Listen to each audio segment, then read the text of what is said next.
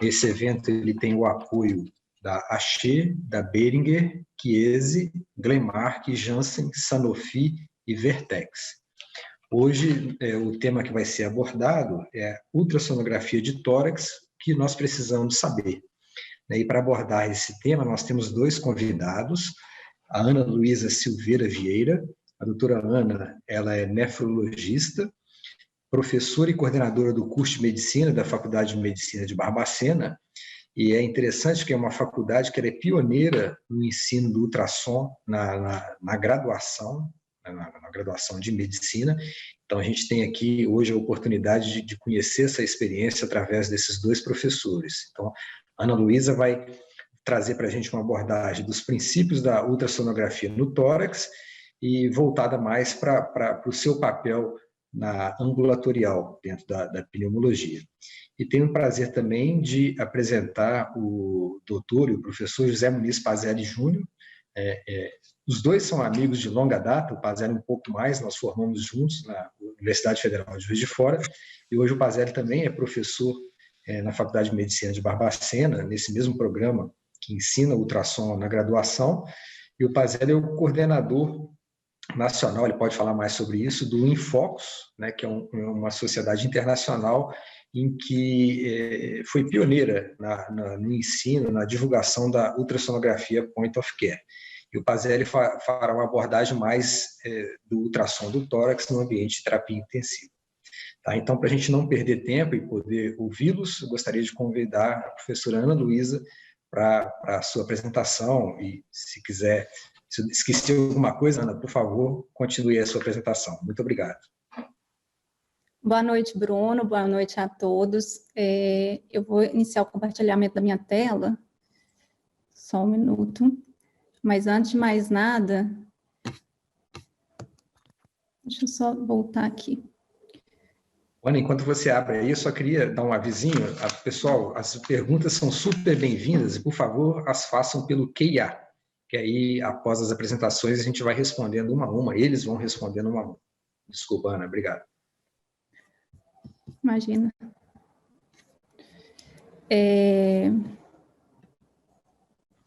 Nossa, estou apanhando aqui, né? Deu?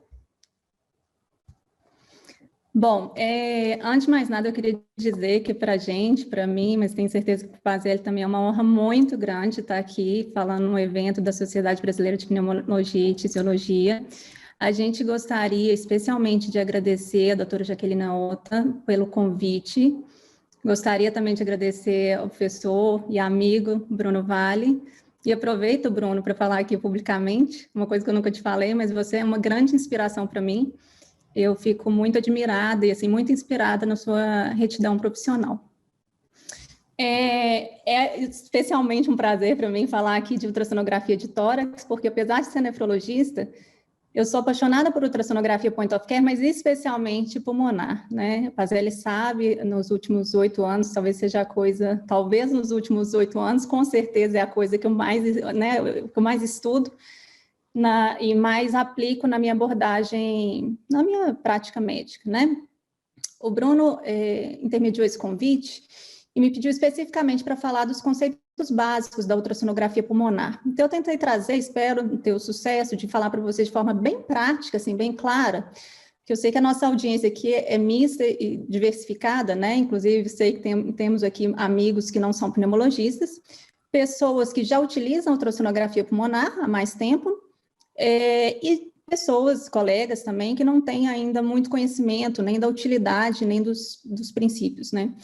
Então, trouxe aqui uma aula rápida, mas baseada nos princípios físicos ultrassonográficos pulmonares. Vou apresentar alguma coisa para vocês no tempo que eu tenho de evidência científica e queria mostrar alguns casos, né, do nosso dia a dia, os casos nossos, espero que eles inspirem vocês. Então, assim, para a gente começar, eu queria falar do princípio mais fundamental da ultrassonografia pulmonar. É importante entender que, diferentemente de outros órgãos que possam ser ensonados no nosso organismo, a ecografia pulmonar se baseia em, diria entre aspas, erros ultrassonográficos. Erros ultrassonográficos baseados na ensonação de um órgão que muito prevalentemente possui ar dentro dele, né? Então, os artefatos, e aí a gente não vai formar imagens anatômicas. O que a gente, na maioria das vezes, vê na ultrassonografia pulmonar são artefatos que se baseiam nesse conceito aqui que eu mostro para vocês, nessa imagem de densidade pulmonar. Ou seja, considerando que isso aqui seja um pulmão normalmente aerado, com balanço, com uma densidade normal, um balanço normal entre ar e líquido, a imagem que eu vou ter, quando eu insono um tórax de um paciente, e normalmente isso é feito com esse transdutor, chamado de transdutor convexo, apesar de também poder ser feito com um transdutor cardíaco, são 2 transdutores que funcionam, né, eles produzem ondas de baixa frequência, ideais para insonação pulmonar. Quando eu faço essa insonação do tórax, eu tenho que lembrar que eu não estou apenas insonando o pulmão, eu estou insonando um órgão que está dentro de uma caixa torácica. Por isso eu apresento para vocês, na próxima imagem, a imagem mais básica de ultrassonografia torácica, que é essa aqui, que é o efeito da insonação de uma costela superior e inferior, 2 costelas, né, superior e inferior, que por serem formadas por osso, não permitem a propagação do som. Portanto, nessa imagem feita ali, né, que eu mostrei, feita para vocês com transdutor convexo, eu tenho aqui a sombra da costela superior, a sombra da costela inferior, de forma que o que eu tenho aqui na imagem central é um espaço intercostal. É importante lembrar que quando eu insono o tórax de um paciente, eu não estou fazendo um exame de imagem, como uma radiografia torácica, por exemplo, em que em um filme apenas, uma imagem apenas, eu insono o pulmão inteiro. Não, aqui eu estou insonando apenas espaço intercostal. Portanto, se eu quiser fazer a avaliação do pulmão inteiro, do pulmão bilateralmente, eu tenho que sonar todos os espaços intercostais, a depender da situação clínica. O que eu vejo aqui no centro, no espaço intercostal, é uma linha hiperecogênica que se movimentam, se vocês separarem bem para a esquerda e para a direita, de acordo com a movimentação, com a respiração do paciente. Isso é chamado de lung sliding. E abaixo, primeiro, acima dessa imagem tem tecido subcutâneo, pele, estruturas que não nos importam nesse momento. E aqui embaixo eu tenho a repetição, de forma equidistante, dessa linha pleural. Essa repetição é chamada de linha A. O que isso significa? Essa imagem é formada, a imagem do lung slide com as linhas A, são formadas apenas quando eu tenho ar superficialmente naquele ponto que eu estou insonando. Portanto, se eu insono um paciente e encontro em todo o tórax dele essa imagem aqui, eu tenho um pulmão que necessariamente tem uma aeração normal, ou não necessariamente um pulmão normal, mas um pulmão com aeração aumentada, por exemplo, no caso de um paciente com asma, com DPOC, que não necessariamente é um paciente, é uma pessoa hígrida do ponto de vista pulmonar, mas que, de qualquer forma, tem um pulmão aerado. Por outro lado, se por algum motivo eu tenho, por alguma patologia, eu tenho um aumento do líquido intersticial pulmonar, ou também, se eu tenho a redução da quantidade de ar daquele pulmão, eu deixo de ter os artefatos chamados de linhas A e vou ter um outro artefato, agora mostrado aqui como artefato de reverberação vertical, espero que esteja claro aqui para vocês, parece com um sinal de um raio laser, que são chamadas de linhas B.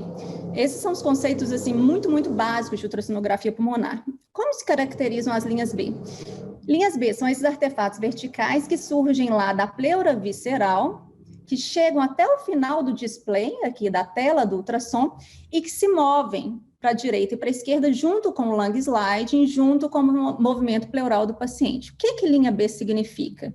Linha B significa que eu estou insonando uma região pulmonar com uma redução parcial da quantidade de ar que eu tinha naqueles alvéolos periféricos. É impossível falar de ultrassonografia torácica sem citar o Dr. Daniel Lichtenstein. Daniel Lichtenstein é o papa da ultrassonografia pulmonar e foi o médico que pela primeira vez mostrou a existência desses artefatos pulmonares para a gente. O que ele fez? E esse paper é muito interessante, ele foi publicado em 1997, para a gente entender que não é uma técnica muito nova, né? O que ele fez? Ele pegou 250 pacientes na unidade de terapia intensiva com patologias pulmonares diversas, pacientes esses, metade deles em ventilação mecânica, metade não, Todos os pacientes foram submetidos à realização de radiografia torácica, e ele mostrou primeiro que a ultrassonografia pulmonar, naquele momento, mostrava linhas B, que naquela época não eram chamadas de linha B, mas linhas em cauda de cometa, comet tail, e mostrava uma acurácia acima de 90% quando comparada com a radiografia de tórax para a síndrome intersticial. Tudo bem, a radiografia de tórax não é um padrão ouro, né, para avaliação pulmonar. Ele mostrou também, em alguns casos, né, em 17 casos desses pacientes que tinham sido submetidos também à tomografia de tórax, ele mostrou que as regiões na tomografia em que tínhamos o espessamento do septo interlobular ou padrões de vidro fosco, nessas regiões a gente tinha o aparecimento de linha B. Então, exatamente, isso foi o princípio de tudo, né? Ele mostrou isso. Linha B aparece por diversas causas em regiões em que a tomografia, em que o paciente tem espessamento interlobular ou padrão de vidro fosco. Praticamente todos esses pacientes tinham linha B, então ele mostrou que a sensibilidade das linhas B, né, dos artefatos em cauda de cometa, era muito alta. Porém, e isso é importante que se diga, a especificidade das linhas B é baixa. Então, linha B pode significar um monte de coisa. A gente divide a linha B em a síndrome intersticial, né, vistas pela linha B, em focal, quando a gente tem linhas B múltiplas, mas muito localizadas unilateralmente no tórax do doente. Isso pode estar relacionado a infecções, a inflamações, por exemplo, uma contusão pulmonar provocada por um trauma, por exemplo, infarto pulmonar, doenças pleurais, neoplasia e até quando localizada. Quando a gente encontra linhas B, somente isso, né, não é muito dito, mas isso é uma verdade, somente no último espaço intercostal basal, próximo ao diafragma, normalmente isso significa um pulmão normal. A gente pode também ter um padrão de distribuição de linha B que caracteriza a síndrome intersticial difusa, que ecograficamente significa que eu encontrei linhas B múltiplas, mas concentradas em 2 regiões torácicas de cada um dos hemitórax. Isso acontece por edema pulmonar de causas variadas, por exemplo, cardiogênica, inflamatória, na pneumonia intersticial e naqueles casos de fibrose, né, de acúmulo de colágeno cronicamente nesses doentes. E aí a gente pode se perguntar, né, mas então por que as linhas B são tão úteis, né? Uma sensibilidade muito grande, mas uma especificidade muito pequena. Porque quando a gente faz a junção desse artefato com padrão de distribuição, com os sintomas, a clínica do paciente, os exames laboratoriais, isso tudo junto faz com que a gente aumente a nossa especificidade para as linhas B. E isso na nossa prática, né, Pazelli, fica muito claro, né, e a literatura mostra isso, que quando a gente faz essa junção, a gente aumenta a especificidade, o que nos faz sempre bater na tecla nos nossos cursos, que a gente brinca, mas é verdade, a ultrassonografia pulmonar na mão de um bom médico potencializa e torna esse médico muito bom, porque você dá uma ferramenta ali à beira-leito de fácil aprendizagem para esse médico, que junto com o contexto clínico bem pensado, bem elaborado, te leva a diagnósticos com uma acurácia muito grande. Por outro lado, se você tem essa ferramenta, se você vê um artefato, mas você não sabe bem interpretar esses artefatos, talvez você até complique mais ali a sua avaliação. Ainda sobre as linhas B, é importante dizer que a quantidade de linha B que você vê na imagem é muito importante. A gente pode ter linhas B esparsas entre si, isso significa um grau de espessamento intersticial pulmonar menor e um acometimento, né, por aquela doença, seja ela da causa que for, menor. E a gente pode ter linhas B também, como nessa imagem, ó, já ficando bem confluentes, a gente chama de linha B confluente, ou quase formando um white lung, um pulmão branco, quando a gente tem uma parte do pulmão já bem tomada. Isso, do ponto de vista de monitorização, e o Pazelli vai falar disso para a gente, é muito interessante. Então, só fazendo um recordatório de tudo que tem de mais fundamental no ultrassom de pulmão, a gente tem padrões artefatuais, padrões ultrassonográficos, que vão desde um pulmão cheio de ar e, portanto, que apresenta linhas A, um pulmão com uma redução parcial ainda inicial com linhas B mais esparsas entre si. Quando isso vai se desenvolvendo, a densidade vai aumentando, eu passo a ter linhas B coalescentes, bem juntinhas, aqui a gente não consegue nem ver a separação entre elas, a gente sabe que ali tem linha B, porque na verdade eu deixo de enxergar as linhas A, até um padrão de consolidação. Eu vou mostrar melhor para vocês, mas aqui eu já tenho um pulmão que começa a assumir um formato anatômico, né? Ele deixa de ser artefatual. A desaeração ali é tão grande que eu passo a ter uma imagem muito parecida com uma imagem tecidual de fígado ou baço, por exemplo. Mostrando essa imagem, então, de novo para vocês. As consolidações caracterizam por imagens como essa, só para quem não tem muito conhecimento, mostrando essa linha aqui hiperecogênica branca, curva, é o diafragma. Daqui para a direita da tela a gente tem o abdômen, no caso o fígado, e aqui, essa região aqui é a região da base pulmonar. Então, de novo, tenho aqui uma imagem com textura muito próxima a tecidos como o fígado, caracterizando uma consolidação que também pode ter várias interpretações clínicas, como eu vou mostrar.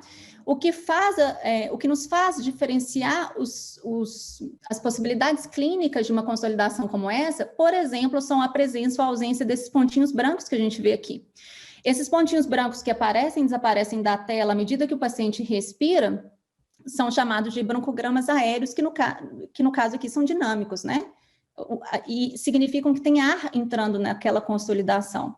Então, o ar entra e sai. Algumas vezes, por exemplo, nas atelectasias obstrutivas, quando eu obstruo um brônquio-fonte, por exemplo, centralmente, eu não tenho mais a passagem de ar. Então, eu perco a visualização desses broncogramas aerodinâmicos.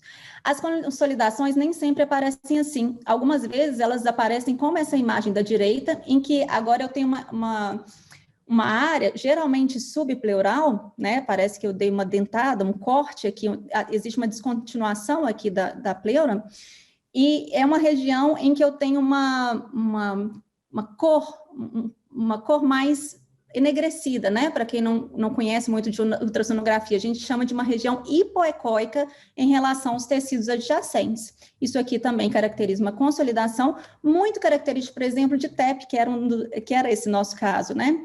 Essas consolidações, quando se correspondem no paciente a uma embolia pulmonar, e aí é importante que a gente entenda, de novo, a importância de entender o padrão de distribuição, elas se localizam geralmente no dorso do paciente. Consolidações subpleurais, assim, também são vistas em pacientes com COVID, eu vou mostrar um caso para vocês. De qualquer forma, esses dois padrões de consolidações são vistos em casos de pneumonia, de embolia pulmonar, como eu falei, câncer de pulmão e metástase, sempre lembrando que essas imagens são vistas quando elas tocam a pleura. Casos de câncer de pulmão mais centrais, que não tem nenhum contato com a pleura, não são vistos a ultrassom. Atelectasias compressivas obstrutivas e também as contusões pulmonares. Sempre lembrando, é um padrão de completa desaeração pulmonar, ou quase completa. E para completar, o quarto sinal que a gente tem, que é esse sinal aqui, anecóico, preto, geralmente encontrado aqui na região mais posterior do paciente, em contato com a base, com o diafragma, que caracteriza o derrame pleural. Nesse caso aqui da esquerda, eu tenho um derrame pleural volumoso, inclusive com a pontinha do pulmão boiando ali dentro consolidado, né, numa telectasia compressiva, boiando dentro do derrame pleural, que inclusive é uma imagem bonita e chamada de sinal da água viva. E aqui eu tenho um outro caso do lado direito, um paciente que eu filmei essa semana na UTI COVID, e que tinha um derrame pleural circundando uma região de uma consolidação muito bonita, olha, com broncogramas aerodinâmicos de novo aqui na imagem. Bom, para quem ainda não é um pouco descrente sobre a ultrassonografia point of care pulmonar, eu gostaria de trazer esse trabalho, que é um dos vários que estudam a acurácia da ultrassonografia, mas eu não tenho tempo para mostrar mais do que isso, mas esse trabalho foi feito num grupo pequeno de pacientes, um N de 42, mas na verdade ele comparou 504 regiões pulmonares, regiões ao ultrassom, à radiografia de tórax no raio-x e na tomografia. E ele avaliou os achados para consolidação, pneumotórax, derrame pleural e síndrome intersticial, e o resultado é esse aqui. Ele mostrou uma sensibilidade em relação à consolidação alta de 100% ao ultrassom torácico, uma acurácia de 95%, uma sensibilidade de 100%, e nos outros trabalhos ela gira entre 93% e 94%, mas de qualquer forma muito superior à radiografia de tórax. Em relação a pneumotórax, a acurácia foi mais baixa, né, 75%, a acurácia não, desculpa, a sensibilidade, com uma acurácia de 92%, e na discussão eles até colocam, foram pneumotórax muito pequenos, que foram vistos à tomografia sem nenhuma repercussão clínica, e até mesmo por isso que em nenhum dos casos foram vistos à radiografia. Em relação ao derrame pleural, e essa foi a primeira aplicabilidade conhecida sobre a ultrassonografia torácica, é importante a gente lembrar desse histórico, né? Quando a gente fala de ultrassom pulmonar para radiologista, eles sempre identificam a derrame pleural, mas eles não estão muito acostumados a trabalhar com esses artefatos, né? Que eu estou mostrando aqui para vocês.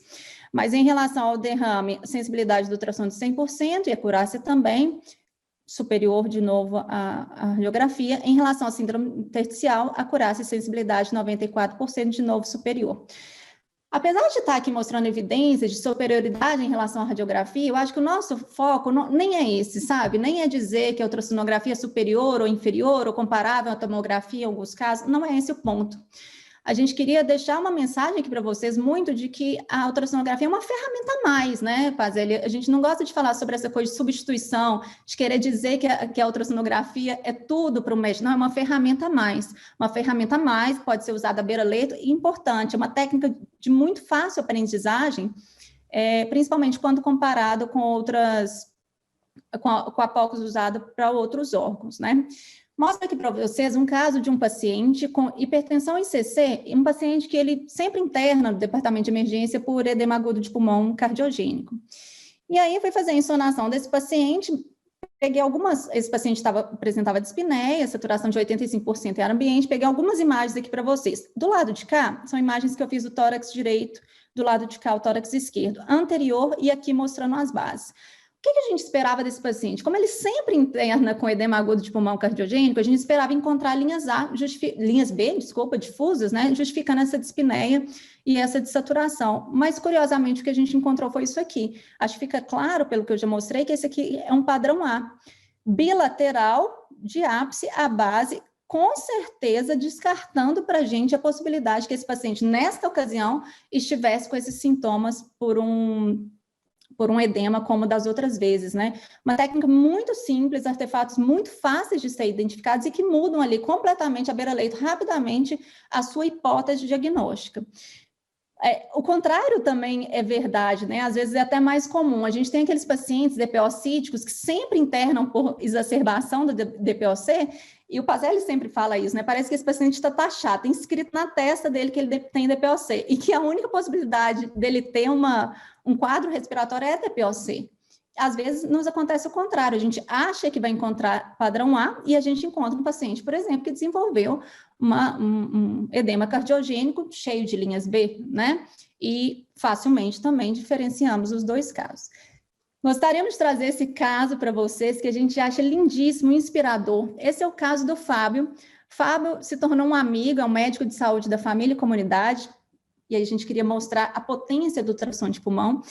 A gente encontrou o Fábio, a gente conheceu o Fábio casualmente num evento aqui da Faculdade de Medicina de Barbacena, e ele estava participando do evento por um outro motivo, nunca tinha ouvido falar em ultrassonografia point of care. Eu e Pazelli estávamos na mesa do jantar falando de POCUS, e ele rapidamente entendeu, né, o quanto aquela ferramenta podia mudar a vida dele como médico de família e dos pacientes. E talvez seja isso mesmo, né? Quanto mais remota a área que você vá, quanto menos você estiver dentro de um hospital com menos recursos, mais potente a POCUS se torna.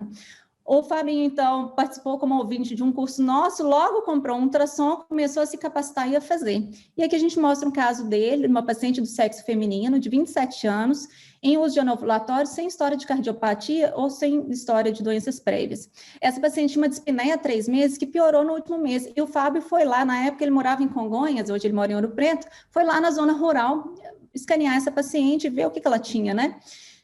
Ela tinha uma frequência cardíaca de 100 batimentos por minuto, uma PA de 110 por 70, uma frequência respiratória de 29, saturando 86% em ar ambiente. E olha, as imagens do Fábio são incríveis, né? Com um curto período de treinamento que o Fábio fez, ele conseguiu essa imagem cardíaca, e aqui, chamando a atenção, pegando um gancho também para dizer que podemos ser nefrologistas, pneumologistas, a gente não tem que focar no nosso órgão, né, em que a gente escolheu se especializar. Sempre lembrando que a gente pode se capacitar para fazer uma avaliação multiorgânica do paciente, onde quer que ele esteja, mas multiorgânica, sempre fazendo aqui a gente está falando mais de pulmão, mas sempre fazendo avaliação pulmão, cava, coração, rim, enfim, escaneando o paciente como um todo, né, usando a POCS como uma extensão do exame físico. Aí eu vejo aqui do lado direito da tela o ventrículo esquerdo, do lado de cá o ventrículo direito, lembrando que um coração normal, ele tem um ventrículo esquerdo maior, geralmente 2/3, o ventrículo direito tem 1/3 a 2/3 do tamanho do ventrículo esquerdo. Aqui a gente tem a inversão, né? Um ventrículo direito bem dilatado, que no caso mostrando para a gente um aumento das pressões das câmaras direitas. Inclusive, numa avaliação no eixo curto, fazendo, olha, uma pressão no septo interventricular suficiente para deformar aquela cavidade que deveria ser redondinha na imagem do ventrículo esquerdo. Aqui a gente está formando uma imagem chamada de letra D, mostrando um aumento muito importante, de novo, das pressões das câmaras direitas. Quando o Fábio foi olhar o pulmão, ele encontrou padrão A na maior parte dos 2 pulmões, bilateralmente, e aqui, olha, aquela imagem de consolidação subpleural que, diante do quadro clínico, é importante lembrar isso, o fez pensar numa hipótese de embolia pulmonar. O Fábio, então, foi olhar as pernas, de novo, fazendo uma avaliação multissistêmica, as pernas do paciente, e encontrou, olha, veia poplítea, aqui eu tenho a artéria poplítea. Para avaliação de TVP, a gente faz uma avaliação focada, né, point of care, fazendo uma manobra de compressão. O normal seria que essa veia poplítea aqui se comprimisse, como na manobra de compressão ela não comprime, isso aqui sugere uma trombose venosa profunda. E aí a junção de todos esses dados confirmou para o Fábio, levantou de forma muito forte a hipótese de embolia pulmonar. Naquela ocasião, essa paciente da zona rural não teve a possibilidade de fazer essa TC, que dias depois confirmou o infarto pulmonar, mas naquele momento, diante daquela suspeita diagnóstica, diante do quadro clínico e das alterações ecográficas, o Fábio ficou empoderado de argumentos para anticoagular aquela paciente. Depois, ele teve a confirmação do quadro. Esse quadro ilustra muito bem o que foi publicado por esse artigo, que é muito bonito, até do grupo do Dr. Giovanni Volpicelli, que é um amigo do Infox, se tornou um parceiro em alguns trabalhos científicos que a gente tem feito, né, com ele, e que mostrou que ele sugere a incorporação do ultrassom de pulmão e de avaliação de veias, né, profundas para avaliação de trombose venosa, aos critérios clássicos de Wells, mostrando, aqui são os critérios de Wells aplicados a pacientes com suspeita de embolia pulmonar, e quando você faz a associação desses critérios tradicionais à ultrassonografia, você tem uma melhora de 12% na sensibilidade e 22% na especificidade na pesquisa da embolia. Queria mostrar um terceiro caso para vocês, um paciente hospitalizado na Santa Casa, de Barbacena. Essa paciente tinha um esforço respiratório, um diagnóstico de derrame pleural volumoso em hemitórax esquerdo, que foi feito pela radiografia. Foi chamado o cirurgião para fazer uma toracocentese, drenar o tórax desse paciente. Quando eles foram drenar, eles viram que veio uma quantidade muito pequena de líquido. Aí eles nos retornaram, parece que não tem um derrame tão volumoso como parecia. Fomos lá, insonamos o tórax desse paciente, e olha o que a gente viu. Enquanto naquelas imagens iniciais eu mostrei que o derrame pleural ele se forma ecograficamente como uma imagem anecoica, aqui eu tenho uma situação diferente. Olha, diafragma, para cá, para a esquerda da tela eu tenho o abdômen, e na base do pulmão eu tenho sim um derrame pleural, mas agora encistado e com muitas trabéculas. Então, quando ele fez a punção, né, a toracocentese, ele drenou só uma loja, né? Na radiografia, a imagem é muito semelhante, mas na ultrassonografia eu consigo fazer a diferenciação. Lembrando que um derrame pleural, que ecograficamente é visto como aquela imagem anecoica, o ultrassom não tem a capacidade de nos dizer se aquilo é um transudato, um exudato, a imagem ecográfica não muda, a não ser que eu tenha uma situação de derrame bem complexo como essa aqui. Só para a gente terminar, eu queria falar um pouco sobre os artefatos, os movimentos pleurais especificamente.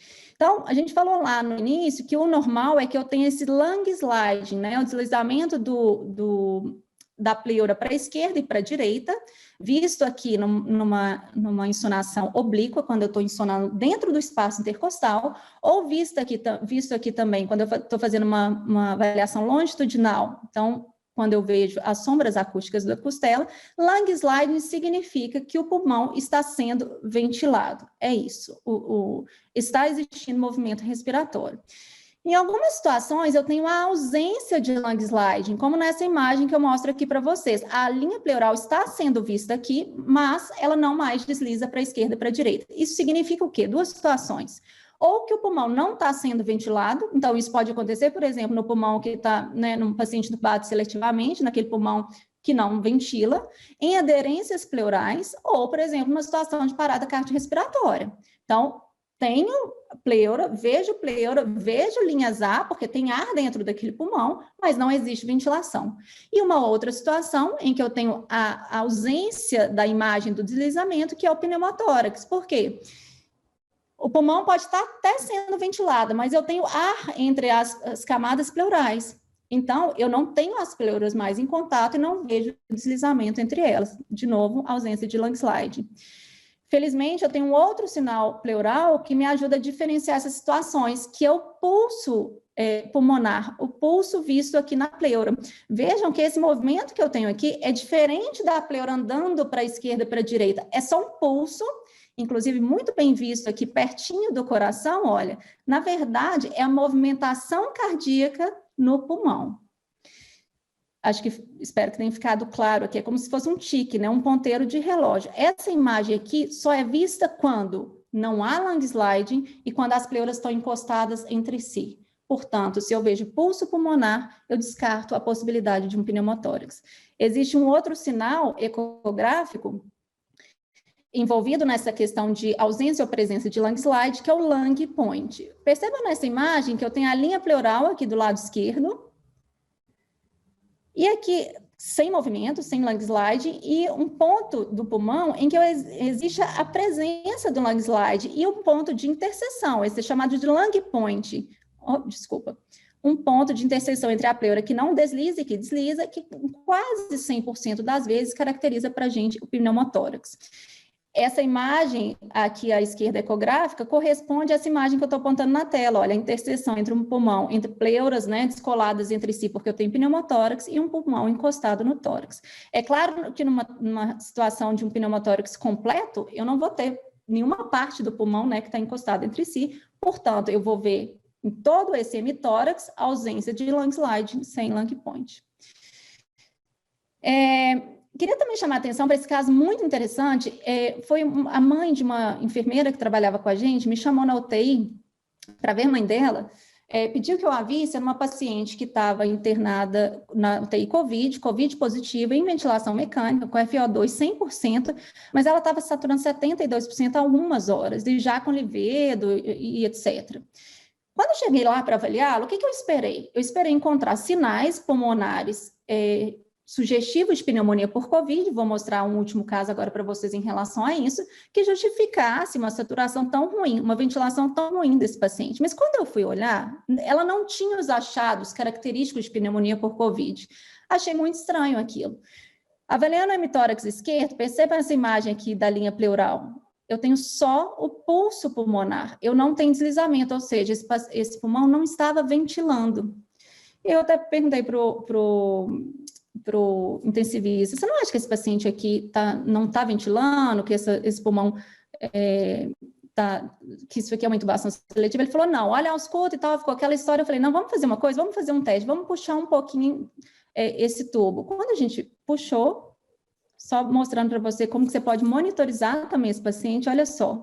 Agora, quando o ventilador entrava e o pulmão deixou de estar seletivo, agora ele caminha para a direita.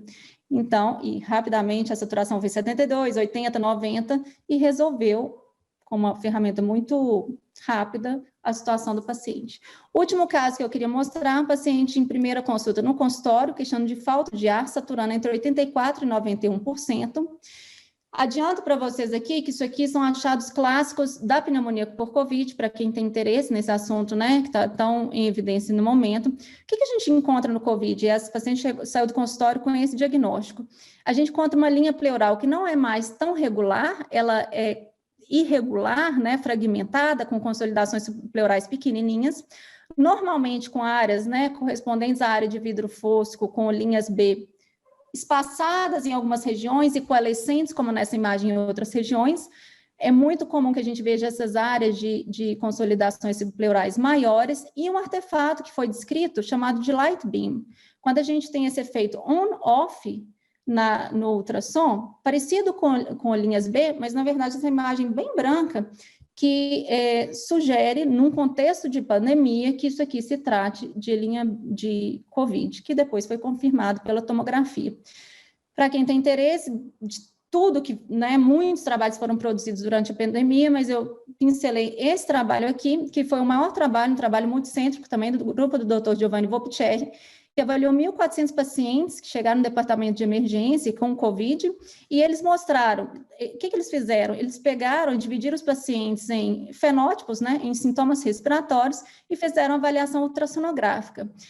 Achados muito sugestivos de pneumonia por Covid eram aqueles que eu mostrei anteriormente. Quando o paciente não tinha aqueles achados característicos, e foi essa técnica que eu usei naquela mãe da nossa enfermeira, quando você não encontra esses critérios muito específicos, com 99% de sensibilidade, você pode descartar que esse paciente com um desconforto respiratório importante, né, e uma gasometria compatível com uma insuficiência respiratória, que ele tenha Covid.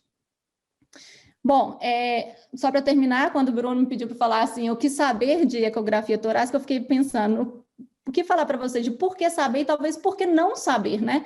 Eu espero que essa aula tenha inspirado vocês a entender que é uma técnica de muito fácil aprendizagem, uma técnica de fácil aprendizagem, que tem uma acurácia em relação à maior parte das doenças pulmonares interessante, e que talvez devam pensar em incorporá-la no dia a dia de vocês. Muito obrigada. Muito obrigado, Ana, pela excelente apresentação. Gostaria, então, de passar para o José Muniz Pazelli, professor José Muniz Pazelli, que vai abordar mais focado para um paciente em terapia intensiva, um paciente de urgência. E aí, ao final das duas, a gente abre para as perguntas, né? Lembrando aí a turma para mandar a pergunta pelo QIA. Tá? Pazelli, por favor. Obrigado, Bruno. Obrigado, professora Jaqueline. Obrigado, professora Irma, pela honra de estar aqui com vocês. Vocês estão me ouvindo bem? Bom, eu não tenho conflito de interesses. E por que a gente acha que é preciso, a gente deveria usar POCUS, especificamente a ultrassonografia de pulmão no paciente crítico? Porque a gente pode fazer muita coisa nesse paciente, a gente pode fazer o diagnóstico e monitorizar os quadros de choque, a gente pode guiar vários procedimentos que porventura esse paciente precise. Nós podemos avaliar a intubação e avaliar a ventilação alveolar, a abordagem multiorgânica no TEP, como a Ana falou, fluido responsividade, fluido tolerância, avaliar a aeração, recrutamento alveolar, diagnosticar complicações associadas à ventilação mecânica, como, por exemplo, o pneumotórax, que a Ana acabou de falar, e avaliar o desmame, e muito mais do que isso. Vamos tentar rapidamente aqui colocar algumas coisas. Só deixar claro para vocês que, embora me foi solicitado para falar sobre ultrassonografia de pulmão, a gente, como a Ana deixou muito claro, a gente não acredita nisso, né? Não é possível fazer ultrassonografia de pulmão, assim como não é possível fazer um nefrologista se habilite só para avaliar o rim. Né? Os nossos pacientes morrem de falência miocárdica, por exemplo. Então, né, nesse trabalho do qual eu faço parte, esse consenso publicado pelo Infocus, ele coloca, por exemplo, uma avaliação multiorgânica na COVID. E nós publicamos também, já no início da pandemia, uma avaliação também multiorgânica, né, na COVID-19, em paciente de diálise. Então, só para exemplificar, nós vamos colocar uma paciente de 55 anos de idade, admitida com quadro de COVID, no 10º dia dos sintomas, internada há 2 dias com dispneia e hipoxemia, e que evoluiu com piora dessa dispneia e piora da pressão arterial, com a hipotensão. Ela tinha no seu exame físico crepitações difusas, ambos hemitóricos e um murmúrio vesicular reduzido. Estava taquicárdica, hipotensa, não era possível pegar a saturação, então nós começamos, né, oxigenação, uma veia e sondagem, etc. A gasometria dela mostrava uma discreta acidose. E nesses casos de choque, esse trabalho é um trabalho clássico do Dr. Jean-Louis Vincent com o Daniel Debacker, que ele mostra que em qualquer quadro de choque, assim que possível, o mais rápido possível, é bom que se faça um exame ecográfico focalizado. Se você começa a dar líquido, se você usa uma droga vasoativa ou um inotrópico, você pode perder a oportunidade de fazer o diagnóstico do choque. Então, nós começamos, então, essa avaliação e começamos pela veia cava inferior. A avaliação da veia cava inferior é feita dessa forma, né, não longitudinal, então nós estamos vendo aqui a veia cava inferior chegando ao coração, e o que a gente observa é que essa veia, essa paciente ainda estava em ventilação espontânea, em respiração espontânea, a gente observa que essa veia cava ela se colaba quase que completamente com a respiração, que poderia nos levar a pensar que essa paciente estava hipovolêmica. Mas lembrar que esse trabalho é um trabalho clássico do Dr. Gabriel Via, do Infox, em que ele mostra uma série de fatores que podem levar a falso positivo ou falso negativo na avaliação da cava. Então, é preciso ter muito cuidado, principalmente quando as pessoas começam a fazer ultrassom, e essa é uma técnica muito fácil, e as pessoas começam a falar muita coisa a respeito de volemia, a respeito de cava, que quase sempre está errado, né? Então, várias coisas, vários fatores que eu não tenho tempo aqui para colocar, sugiro que leiam, mas também é fundamental que a gente não pode, temos que evitar raciocinar com a veia cava inferior da mesma forma, na respiração espontânea e na ventilação mecânica. E eu vejo que as pessoas não se lembram da fisiologia, né, de pressão positiva dentro do tórax, de pressão negativa dentro do tórax. Muda completamente. Bom, obviamente, nós avaliamos o coração, e no coração dela, isso aqui é uma imagem que mostra o ventrículo esquerdo se colabando, que a gente chama de beijando as paredes, kissing wall, e aqui também numa outra janela, a gente observa a mesma coisa, o ventrículo fechando as paredes, o que é muito frequente na Covid-19, né? A gente tem visto muita insuficiência renal na Covid-19, que quase nunca tem a ver com o efeito possivelmente nefrotóxico do vírus, muito mais a ver com o quadro de hipovolemia que esses pacientes fazem. No pulmão, a Ana já falou, uma pleura irregular, né? Aqui a gente no ápice do pulmão. E na base do pulmão dessa paciente, quando a gente joga o transtorno na base, a gente observa um padrão, uma condensação. O que alguns trabalhos mostram que isso sugere que isso aqui já é um fenótipo H, um fenótipo de alta elastância e baixa complacência, porque muita condensação, que não é típico da COVID. A maior parte dos pacientes COVID fazem linhas B coalescentes, como o White Lang, como a Ana colocou, e os pacientes que evoluem com os quadros mais graves fazem esse quadro de condensação, e são pacientes mais difíceis de ventilar. Obviamente, em algum momento a gente tem que usar o acesso venoso, e a gente, obviamente, vai usar a ultrassonografia para fazer isso. Essa paciente, então, 2 horas após a admissão, foi iniciado 2 litros de soro fisiológico, e isso não foi suficiente, começou a nora, ela mantinha uma PA de 110 por 60, mas houve uma piora da espineia e aumento do esforço respiratório, o que nos levou a entubar essa paciente e iniciar a ventilação mecânica. E aí é uma outra paciente. Como é que a gente pode usar o ultrassom aqui? Aqui vocês estão vendo 2 filmes, né? Aqui à esquerda, uma intubação traqueal, isso aqui é a traqueia, e aqui é o esôfago, que fica póstero lateral, na maioria dos pacientes, póstero esquerdo em relação à traqueia, e aqui vocês observem claramente uma intubação esofagiana. E a intubação traqueal, você não consegue ver bem o tubo passando na traqueia, mas você vê que ele não está no esôfago. E não só isso, você pode usar a ultrassonografia para avaliar se essa intubação é ou não seletiva. Então, você joga para a esquerda o ultrassom e vê que está normal, que existe o sinal da cortina. Isso aqui é o baço e o pulmão entrando sobre o baço. Então, ela tinha uma ventilação bilateral.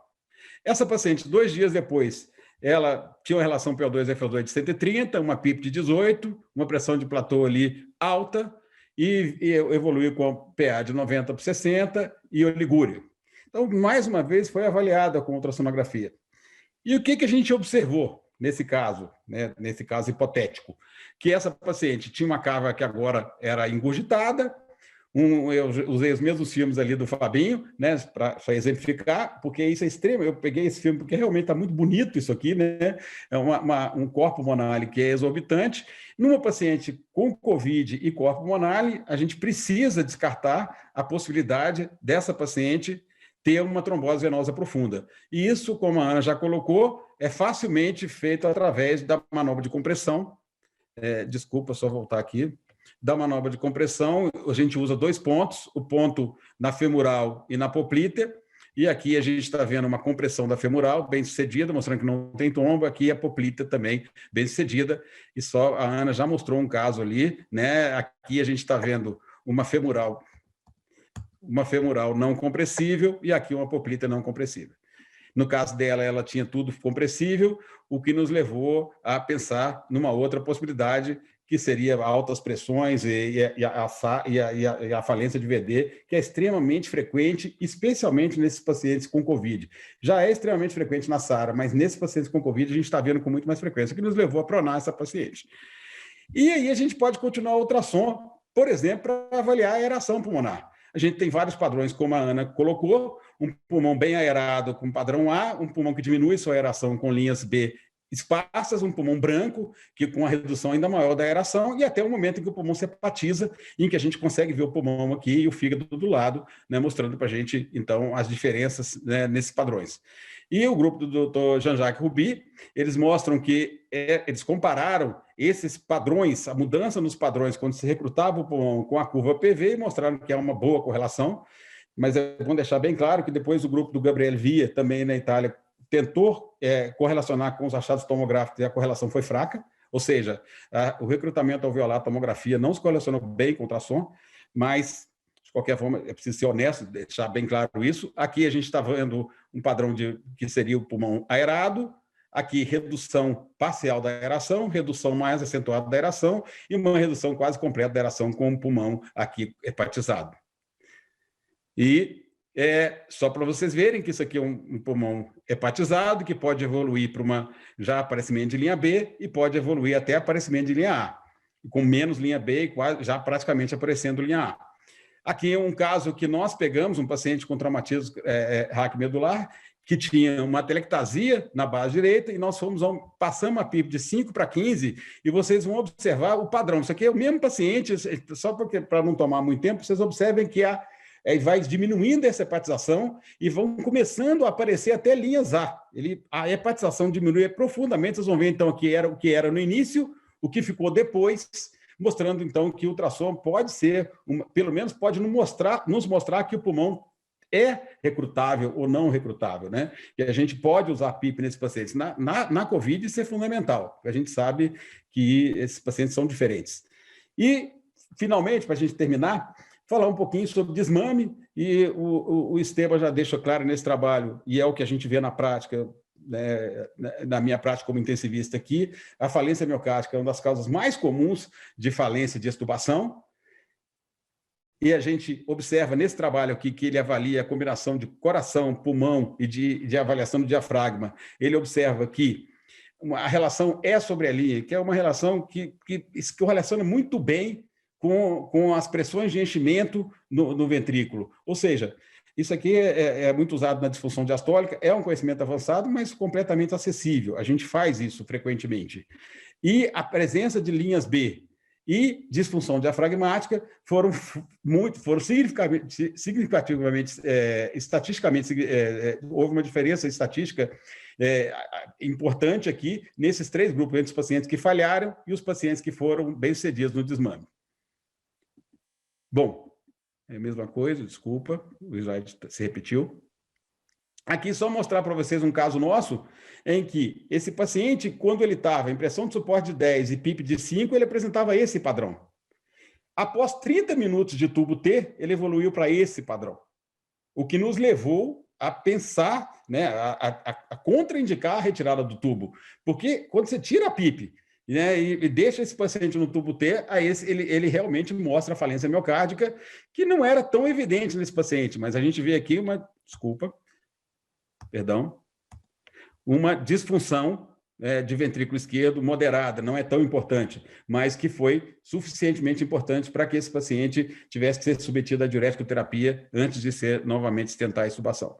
Uma outra avaliação é a avaliação do diafragma, que pode ser feita pelo espessamento diafragmático, você avalia o diafragma na inspiração e na expiração, esse valor normal de 30% a 36% de diferença de espessamento, nesse caso aqui tinha 52%, e uma outra avaliação que a gente pode fazer, que é extremamente simples, né? Alguns fisioterapeutas estão se capacitando para isso, obviamente isso tem que ser levado em conta dentro do contexto do paciente, e também quando o paciente está com pressão de suporte muito baixa ou no tubo T, nunca sobre um método, por exemplo, pressão controlada ou volume controlado, porque aí você não tem como avaliar a função diafragmática do paciente, você está avaliando a ventilação.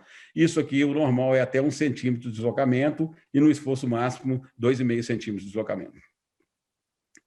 Aqui vocês estão observando um paciente que tinha um deslocamento importante, paciente nosso, e aqui um paciente que tinha uma disfunção diafragmática importante, um paciente que tinha mais de 30 dias de ventilação mecânica por Covid. Bom, e aqui vocês estão vendo uma costela, outra costela, musculatura, e aqui embaixo líquido, e aqui nessa situação, uma tórax-centese. Né? Vocês estão vendo que é um dos procedimentos que a gente pode avaliar por ultrassom. Só que nesse caso, isso é uma simulação, e a gente usando literalmente, vocês estão vendo que eu estou na cozinha da minha casa, literalmente fazendo um phantom, um simulador artesanal com costela de porco, o que nos permite treinar pessoas. Né? A gente tem uma experiência grande, nós já publicamos um trabalho, por exemplo, de biópsia renal, outro de acesso vascular, e esse aqui é um phantom que eu fiz recentemente para essa aula, para mostrar para vocês que a gente pode e deve usar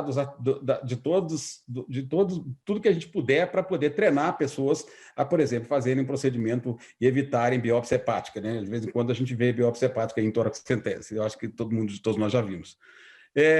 Lembrar também que o ultrassom de pulmão e outras técnicas, ele pode ser usado para avaliar, por exemplo, fluido de tolerância. Esse é um trabalho multicêntrico que está sendo desenhado para isso, inclusive com o braço de um amigo nosso lá do Chile, que é o Zé Retamal, que é do Infocus do Chile, e do pessoal de São Paulo. Né? Esse é um trabalho multicêntrico que vai avaliar comparar dois grupos. Um grupo que se usa o Survivin Sepsis com 30 ml por quilo e outro grupo que se avalia fluido de tolerância através do ultrassom de pulmão. E, finalmente, né, só para deixar claro para vocês que a gente já demonstrou, né, num trabalho nosso, que a gente consegue capacitar residentes sem nenhuma experiência em ultrassonografia para fazer as principais aplicações em nefrologia. E a doutora Vic Nobel, eu achei esse trabalho agora recentemente para mostrar para vocês que ela mostra a mesma coisa em relação às principais aplicações da pneumologia, né, deixando claro também que a ultrassonografia point of care pode ser ensinada, obviamente com responsabilidade, e a pessoa tem que se dedicar a isso como qualquer coisa em medicina. Bom, era isso. Desculpa se passei meu tempo e vamos abrir para as perguntas.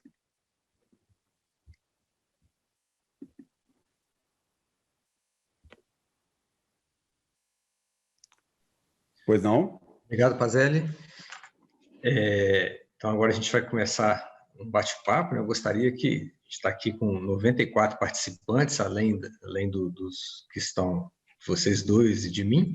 Então, as perguntas são super bem-vindas. A gente já tem uma primeira pergunta aqui, em que a doutora Luciana Santos pergunta qual seria o papel, como que a gente poderia encaixar a ultrassonografia de tórax na cirurgia do tórax. Acredito eu que possibilitando a realização de procedimentos com mais segurança. Você citou aí a tórax-centese, você teve alguma outra indicação, Pazelli, Ana? Eu acho que, por exemplo, uma situação muito legal, respondendo a colega, tem um colega nosso que é um canadense, o Dr. Kirkpatrick, que é o responsável pelo Infocus no Canadá, e ele tem um trabalho super interessante, cirurgiões torácicos no Canadá, que após a retirada do tubo, né, por causa de pneumotórax, eles treinaram o pessoal da enfermagem a avaliar se esse pneumotórax retornava. E teve um caso de recolocação do tubo em que o colega estava na Inglaterra, a enfermeira fez ultrassom e o sujeito viu que o pneumotórax se reformou. Então, são diversas aplicações que podem ser utilizadas, né? Eu acho que esse é um profissional que precisa ter um conhecimento, né? Obviamente, vai lidar com pneumotórax, com pneumomediastino, né? Com condensações pulmonares, no mínimo a tórax-centese, etc. Não sei se a Ana consegue lembrar mais alguma coisa, né? que tenha me escapado. Não, acho que é isso mesmo. Concordo com você. Acho que, né, eu acho que a intenção dela, como o Bruno falou, deve ter sido realmente perguntando em relação aos procedimentos, né? Isso aí. Vários procedimentos podem ser simulados, né, gente? Então, você pode simular pericardicentese, você pode simular tórax-centese e pode treinar as pessoas com segurança a realizar esse procedimento, né?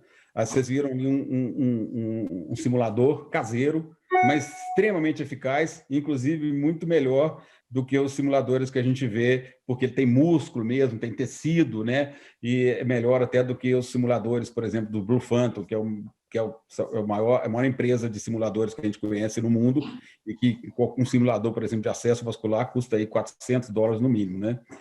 Então, a gente consegue simular isso tudo aí. A gente usa simuladores caseiros que são mais realistas, né? E tem um custo acessível que as pessoas podem continuar treinando no seu serviço. A gente sempre preconiza isso. Pazelli, a Irma, né, a professora Irma, nossa presidente, ela está fazendo uma pergunta, e aí eu vou pegar o gancho da Irma, né, que certamente é demais, mas muito provavelmente a Jaque também tem esse pensamento. Eu, assim como você, Pazelli, a Irma e a Jaque, nós aprendemos medicina sem essa possibilidade do ultrassom point of care. Na verdade, a gente já era médico quando isso surgiu. E eu percebo, principalmente as pessoas que são mais acadêmicas, né, nas universidades, a gente aprendeu, antes de aprender o papel do ultrassom, a gente aprendeu a medicina baseada em evidência, então a gente é super cético em relação a isso. E quando chegou o ultrassom, você conhece, né, a gente acompanhou isso junto, o ultrassom chegou como uma ferramenta fácil, mas talvez eu acho que, não sei, queria ouvir a sua opinião sobre isso, se não se errou no início o tom dessa facilidade. O ultrassom veio para ficar, eu lido com acadêmicos, com residentes, principalmente com residentes em relação ao ultrassom, todos eles já têm ultrassom, né? Então eu não sei ultrassom, os residentes que trabalham comigo sabem ultrassom. Né? Então isso gera uma situação em que eles trazem uma tecnologia que eu não sei, né? Mas por outro lado, às vezes você vê uma falta de maturidade e um fechamento precoce de raciocínio clínico, de diagnóstico em cima. Vocês deixaram isso muito claro, a Ana deixou isso claro, que o ultrassom isoladamente, achar aquele artefato não resolveu sua vida, aquilo é uma ferramenta a mais, né? Então, a minha pergunta, e aí eu já engato com a da Irma. Primeiro, o quão fácil é aprender a se tornar capaz de fazer um bom ultrassom? Né? Então, essa é a minha primeira pergunta. E aí a segunda entra com a da Irma, a partir de qual momento nessa experiência de vocês na graduação em que vocês começam a ensinar isso para os alunos? Bom, eu respondo e depois eu gostaria que a Ana falasse também da graduação.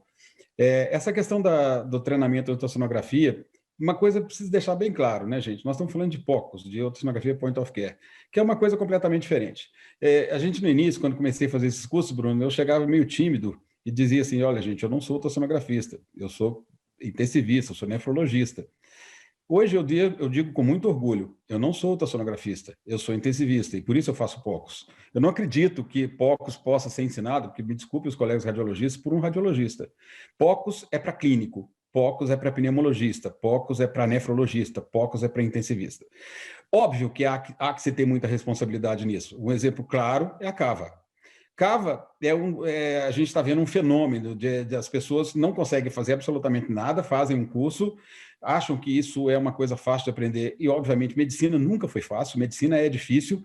Eu sempre costumo dizer o seguinte, o ultrassom é operador dependente? Claro que é. Eu não conheço nada em medicina que não seja operador dependente. A anamnese é operador dependente, a ausculta é operador dependente e qualquer coisa que você faça é operador dependente. Então, se é operador dependente, que se capacite.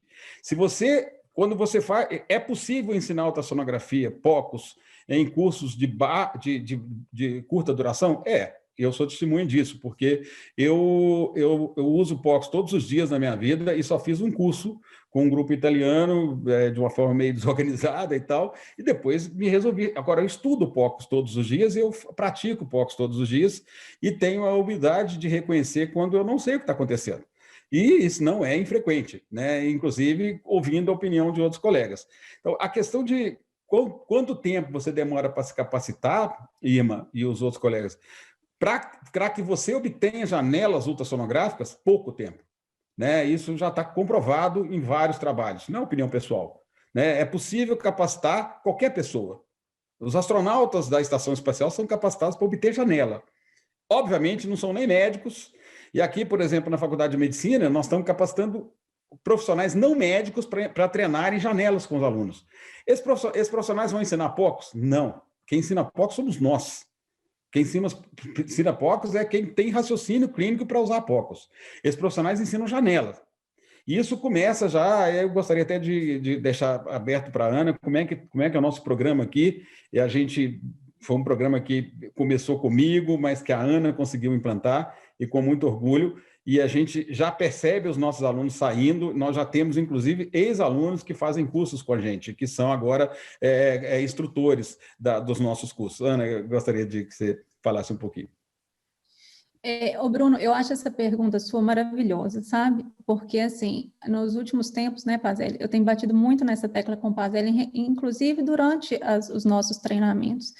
Me preocupa muito o que está sendo feito com a ultrassonografia point of care, realmente, a forma como ela tem sido usada. E quanto mais a gente estuda, talvez eu não tivesse essa percepção no meu início, lá 8 anos atrás. Mas quanto mais você estuda, você percebe que a coisa é mais profunda do que você imagina, né? Então, todo dia eu tenho essa noção de forma mais clara. E o que eu acho é que, assim, realmente se passou e se passa uma mensagem de que POCs é muito fácil. É isso que o Pazelli falou, adquirir janela cardíaca, não é janelas ultrassonográficas, qualquer pessoa faz, não precisa nem ser médico. Agora, incorporar isso no seu raciocínio clínico, de forma que isso te ajude e pelo menos não te atrapalhe, aí é uma história muito mais complexa. Então, a gente vê no nosso dia a dia nos hospitais, a gente que tem uma experiência, né, modéstia à parte maior, a gente vê cada absurdo sendo falado que você fala, gente, não, peraí, para essa pessoa, porque ela está fazendo uma coisa deletéria para o paciente. Essa preocupação minha é muito grande. E se tornou maior ainda, não por causa do que se tem falado a respeito de treinamentos, mas por conta da propagação dos handhelds. Então, os aparelhos se tornaram muito portáteis e muito mais baratos, portanto, muito mais acessíveis. E o que a gente tem visto, né, Pazelli, são pessoas adquirindo ultrassom sem nem nunca ter se capacitado para usar aquilo. E dando o exemplo da POCs pulmonar, né? Adquirir V, linha A, linha B é muito fácil, mas o que você vai fazer com aquilo? É como qualquer exame complementar, né? Se você não sabe o que fazer, então não pede. Se você não sabe como interpretar, não faz POCs. Então é uma preocupação muito grande, realmente. Acho que você tem razão. As coisas têm que ser feitas de forma muito responsável, né? Com tudo em medicina. Isso, Ana. Eu só complementando o que você falou, em relação aos aparelhos ultraportáteis, gente, eu acho o seguinte, se você está começando a fazer ultrassonografia e nem conhece os sinais, você vai ver numa telinha desse tamanhozinho. Ultrassom, a gente fez questão de mostrar muita coisa de ultrassom portátil aqui na nossa aula, tanto a sua quanto a minha, né? Mas é preciso deixar bem claro que quem está começando a fazer ultrassom, que o faça num aparelho convencional. Porque para passar para um handheld, você tem que ter muita capacidade de ver a imagem. Porque a imagem é menor, os aparelhos são menos, eles têm menos capacidade, eles têm menos processamento, obviamente, com o aparelho. Por mais que eles evoluam, eles estão evoluindo fantasticamente. Tem aparelhos hoje, né? A gente mesmo trabalha com aparelhos que são muito bons. E estão incorporando cada vez mais inteligência artificial, e isso é muito fascinante. Né? Tem uns que calculam a fração de ejeção para você não precisa fazer nada. Agora, se você não coloca direito e não consegue obter uma boa janela, corre o risco de você calcular errado isso. Então, você começar a olhar imagens, por exemplo, pulmão, que parece ser muito fácil, mas a gente sempre diz isso, né? Pulmão em relação a coração, por exemplo, a curva de aprendizagem de obtenção de janela é infinitamente menor. Então, para deixar claro para os pneumologistas, você consegue se capacitar para a obtenção de janela com muito menos tempo do que para a obtenção de uma janela ecocardiográfica. Porém, exige raciocínio e muito raciocínio, principalmente se você quiser usar só pulmão, o que não é nunca aconselhável, né? Você não pode usar nada sozinho. Não, então, isso é o que a gente fala, por exemplo, sobre a cava. Como é que o sujeito pode querer tirar a informação de volemia de uma coisa, principalmente num paciente crítico, se ele sequer conhece fisiologia? Se ele desconhece, por exemplo, a relação das pressões dentro do tórax em ventilação mecânica e respiração espontânea. O que eu já vi, Bruno, é um sujeito ensonando a aorta e dizendo que o paciente não era fluido responsivo, porque a aorta estava, segundo ele, a cava estava grande. Então, isso é absurdo que a gente vê. Não à toa, né, Pazelli, que agora a gente sempre começa o nosso curso com aquela curva do efeito Dunning-Kruger, né? Sim. Porque é essa coisa, né? A pessoa sai dali achando, para chamar atenção, que você não vai sair de um curso de imersão achando que você vai mudar totalmente sua conduta, que você está expert naquele assunto, né? Enfim, mas voltando à questão da graduação, como tudo também na vida em medicina, você mudar um conceito é muito difícil, né? Então, o Pazelli começou a plantar essa sementinha na Faculdade de Medicina de Barbacena há 8 anos atrás, há muito tempo, com uma dificuldade de compra dessa ideia pelos gestores, mas depois isso foi sendo perpassado. Há 4 anos, a gente conseguiu, numa parceria, colocar num semestre, né, a POCUS na graduação. Não à toa, eu quis que essa disciplina, entre aspas, fosse chamada de POCUS, uma extensão do exame físico, para que já desse aos alunos uma ideia de que aquilo ali era uma técnica basicamente para estender os seus pilares de exame físico, realmente, não dá essa falsa sensação que a gente está discutindo aqui.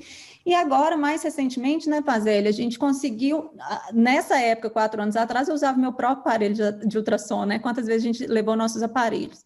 Recentemente, a gente conseguiu fazer uma extensão disso, convencer a faculdade a adotar modelos que a gente vê nas faculdades americanas, por exemplo, que foram as pioneiras na POCUS, na graduação. Então, a ideia é que se faça uma verticalização do conhecimento. E lá no primeiro período, o aluno, até por conta dessa responsabilidade do ensino, entenda os princípios físicos apenas. Depois, aos pouquinhos, em cada disciplina, então a POCUS não seria uma disciplina em si, mas uma inserção em cada disciplina. Um dia a gente vai convencer o Bruno, né, lá na pneumologia, a fazer uma incorporação da POCUS como uma extensão do exame físico também para as avaliações das pneumopatias. Beleza. Tem mais perguntas? Duas perguntas clínicas aqui. Uma do Nivaldo e a outra, deixa eu pegar o nome aqui. Nivaldo de Cataguases? Acredito que sim. E do Enio, não, do Danilo. Então, qual que seria o potencial papel do ultrassom na identificação de nódulos pulmonares e de sarcopenia do paciente crítico? Bom, em relação a nódulos pulmonares, é preciso lembrar, e a gente teve muito pouco tempo aqui para mostrar, mas o ultrassom de pulmão é uma técnica de superfície. Ou seja, qualquer coisa que cresça no centro do pulmão, tiver 1 milímetro de pulmão saudável entre a pleura e aquele nódulo, você não vai ver. Então, o ultrassom de pulmão tem essa grande limitação. Se não tocar a pleura, você não vê. Por que o ultrassom de pulmão é muito bom para a pneumonia? Porque a pneumonia toca a pleura. Por que o ultrassom de pulmão é uma ferramenta muito interessante para a embolia pulmonar? Porque quando a embolia pulmonar é importante, ela faz infartos pulmonares que são normalmente subpleurais. Por que o ultrassom de pulmão é uma ferramenta espetacular na COVID? Porque a COVID é uma doença periférica. Então, se você tem qualquer coisa central e tiver 1 milímetro de pulmão normal, você não vai pegar. E por isso você nunca diz que um pulmão é normal a ultrassonografia. Aliás, você nunca emite laudo. Nós não emitimos laudo. Isso é a diferença da ultrassonografia. A outra pergunta da sarcopenia? Posso só completar só sobre isso ainda, mas em relação aos nódulos que tocam a pleura, né, e portanto podem ser vistos ao ultrassom, os estudos fizeram uma avaliação de sensibilidade de consolidação em geral, né, os nódulos são vistos como consolidações, como quaisquer outras doenças que se apresentem como regiões de desaeração pulmonar. E aí, em comparação com a tomografia de tórax, a sensibilidade é por volta disso, 93%, 94% na maioria das casuísticas. Você está falando de câncer de pulmão, de nódulo pulmonar? Nos nódulos que aparecem como consolidação periférica. Que toca a pleura. Eu falei no início, desde que toquem a pleura, né? A sarcopenia? Sarcopenia, eu não tenho nenhuma experiência, mas tem um grupo de Juiz de Fora, por exemplo, lá que estudou sarcopenia, não sei se é no renal crônico, e tem vários trabalhos sobre isso em terapia intensiva. Eu não faço, tá? Mas a relação da sarcopenia, é possível avaliar a sarcopenia tranquilamente, inclusive com o aparelho handheld. Você vai usar aí uma frequência maior, você vai pegar a estrutura superficial, existem valores de normalidade, você pode acompanhar o paciente do início ao fim, já tem nutrólogo, inclusive, fazendo isso. E o papel do ultrassom na avaliação do paciente, essa é a pergunta do Frederico, paciente que vem ao pronto-socorro com quadro emergência UTI, com quadro de dispneia. Como que vocês enxergam o ultrassom na investigação desse paciente? Isso tem muitos trabalhos, Frederico. Um dos exemplos clássicos que a Ana colocou aqui é uma coisa que parece simples, mas que a gente vê que as pessoas complicam, se confundem, é uma coisa básica, é diferenciar a agudização da DPOC com a insuficiência cardíaca. O paciente com DPOC é um tabagista, né, frequentemente hipertenso e frequentemente cardiopata. Nada impede que ele faça uma falência miocárdica, e muitas vezes ele é interpretado como isso. Se você olhasse o ultrassom de pulmão, você erraria menos em relação a isso. Tem inúmeros trabalhos em relação ao ultrassom na dispneia. É uma excelente ferramenta, né? Deixar muito claro, alguém pode falar assim, e desfecho? Não, tem muito pouco trabalho de desfecho. O ultrassom é uma ferramenta que entra na árvore de decisão clínica, e não desfecho. Então, assim, porque eu sei que as pessoas, poxa, provou isso, provou aquilo. A verdade é que tem vários e vários trabalhos, desde o Lichtenstein, que ele mostra isso, né? E deixar muito claro que o Lichtenstein é um intensivista, né? Ele começou com ultrassom de pulmão, não foi um imaginologista, né? E a Ana deixou isso muito claro. Os imaginologistas agora estão começando a fazer ultrassom de pulmão. Eu acho que jamais vão fazer de forma adequada, a não ser que se tornem clínicos. Assim como eu jamais vou fazer ultrassom para dar laudo, a não ser que eu resolva me tornar ultrassonografista, coisa que não me interessa ser. Então, existem muitas evidências em relação ao ultrassom na dispneia. Se você tiver interesse, eu deixei meu e-mail aí, e está gravado lá no meu último slide, e eu te passo vários trabalhos. A gente tem outras perguntas aqui, Pazelli. Uma que aparece aqui. O que vocês acham? Vocês sentem a necessidade de que haja algum tipo de regulamentação de cursos de treinamento, de point of care? Como vocês veem isso? Essa é uma discussão mundial, Bruno. Não só aqui. No mundo inteiro se discute quem vai, por exemplo, dar um certificado de capacitação. Né? Por exemplo, quando a gente faz um curso e emite um certificado do Infocus, é um certificado de comparecimento. Ninguém pode se julgar capacitado. Quando o sujeito entra para ser instrutor dos nossos cursos, ele tem que mostrar capacitação. Isso é feito de uma forma bastante séria. Ele tem que mostrar que ele sabe as janelas, ele tem que mostrar que ele sabe dar aula, e ele tem que mostrar que ele sabe usar isso com raciocínio clínico. Não existe, até onde eu sei, nenhuma certificação em cima disso, né? Eu acho que isso é um caminho sem volta. Isso vai acabar acontecendo. Mas eu vou deixar bem claro. Não existe certificação para usar estetoscópio. E só lembrar que o estetoscópio nem sempre existiu, né? O Laennec inventou o estetoscópio em 1822, e nunca se cobrou isso. Você é especialista em usar estetoscópio. Não existe especialista em POCUS. POCUS é uma coisa que vai ser usada pelo ortopedista, pelo reumatologista, pelo pneumologista, pelo nefrologista, pelo intensivista, e cada um vai usar dentro daquilo que ele precisa usar. E não vejo muito sentido nisso, porque POCUS não se explora economicamente. Não se faz laudo, não se vende laudo. Então, POCUS não é uma ferramenta que vai te fazer ter um retorno financeiro direto. Isso é preciso deixar muito claro. Enquanto eu, por exemplo, não tem sentido eu virar no meu consultório, Bruno, e falar para o meu paciente assim: você quer uma consulta com estetoscópio ou sem estetoscópio? Você quer uma consulta com ultrassom ou sem ultrassom? Porque todas as minhas consultas têm ultrassom. Eu uso em todos os pacientes e nunca cobrei um tostão para fazer isso. Quando fazem essa pergunta, eu sempre comparo com a questão do ECG, né? O cardiologista se habilita para fazer o eletrocardiograma, mas não existe uma certificação, né? Existe um compromisso com o uso correto, né, e digno dessa ferramenta. Eu acho que é por aí. Me preocupa muito a regulamentação da qualidade dos cursos de ultrassonografia point of care. Também acho. Né? Eu acho que essa é a grande preocupação, porque como o interesse surgiu e tem sido exponencial, né? Essa é a pergunta, tá, Ana? Eu não sei se eu soube formular adequada, exatamente essa é a pergunta. Eu acho essa pergunta fundamental, Bruno. O que está acontecendo é que as pessoas estão... Isso virou uma grande atividade econômica, né? Porque é uma explosão. As pessoas estão dimensionando isso, como você colocou. Houve um boom, e aí esse boom, a onda ainda tá lá no pico, né? Se você pegar a quantidade de trabalho, e se você entrar na internet, você vai ver aí que tem curso pipocando para tudo quanto é lado. Qual é a capacidade dessas pessoas? Por exemplo, me deixa assustado cursos de ultrassonografia tradicional que agora fazem POCUS. Por quê? Porque essas pessoas nunca aceitaram POCUS. As pessoas sempre disseram: vocês são clínicos, estão fazendo POCUS. Eu sou clínico e faço POCs, e me orgulho disso, nunca quero ser imaginologista. Se eu quiser ser imaginologista, eu vou fazer uma residência de imaginologia. Eu não acho que precisa de uma residência ou de uma especialização em POCs, mas precisa de uma certificação se você quer ser instrutor, se você quer ensinar as outras pessoas. Você primeiro precisa saber se você sabe isso para ensinar para as outras pessoas. Ana, eu acabei te interrompendo, desculpa. É isso, eu acho que essa preocupação volta àquele assunto inicial, né, da responsabilidade sobre isso, sobre treinamento e realização de focos. Eu acho que a gente vai ter que caminhar para alguma forma de realmente avaliar a qualidade desses cursos, porque é, de fato, um treinamento para uma ferramenta que muda ali a sua forma de encarar o paciente, né? Então, complicado mesmo. O que a gente vê, Bruno, por exemplo, recentemente a Ana me contou de um colega que falou assim, eu comprei um aparelho de ultrassom. Ah, é mesmo? É legal? Mas vai ficar lá no meu consultório, porque os pacientes gostam, né? Eles acham aquilo bonito.